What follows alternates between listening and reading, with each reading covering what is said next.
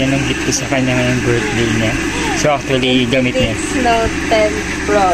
Infinix baka na. Oo, ano man. So, ayan. Although, gamit ko na yan. Hindi po po tapos ako pa-surpresa at celebration po natin ngayon. Opo, yes po. First time po ito lahat. As in, first time ko po mag-celebrate sa 3 taon. Perfect number. So, bahala ka na dyan. Ingatan mo na lang. Kumbaga, pamana ko na lang sa kanya kasi yan. So, ako ngayon. Ay, bato. Bato na naman ha, nung parang nakaraan lang yan. Salamat sa Diyos lang. Yan. Wow. Binalik ko lang sa plastic. Ayun o. Oo,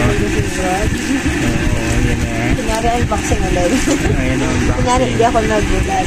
Kunyari, di ka nagulat. So, andyan yung mga papel-papel lang yan. Tago mo na lang yan. Ano itong one gold brand? Hindi ko nga alam, hindi ko nga masyado binasa na yan. Binili ko. Ikaw nang bahala dyan, baka pwede mo mag-ano siya. Welcome to Joy. Try mo lang. Ikaw, kita na. Ano? Diba?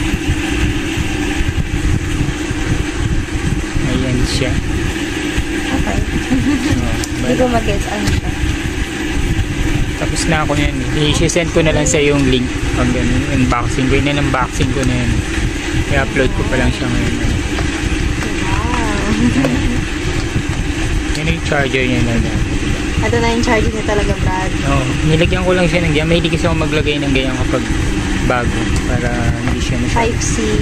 Tama ko, Brad. Tapos yung earphone ko. Kaya pala sabi ko, nag-iba yung earphone ni Brad. Nandito wala.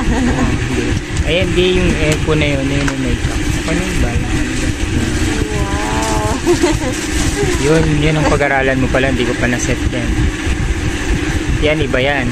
Yung isa, di ba yung, alam mo, ito naman, ganda ko na mag-change. Fingerprint mo ako yun nandun. Yan.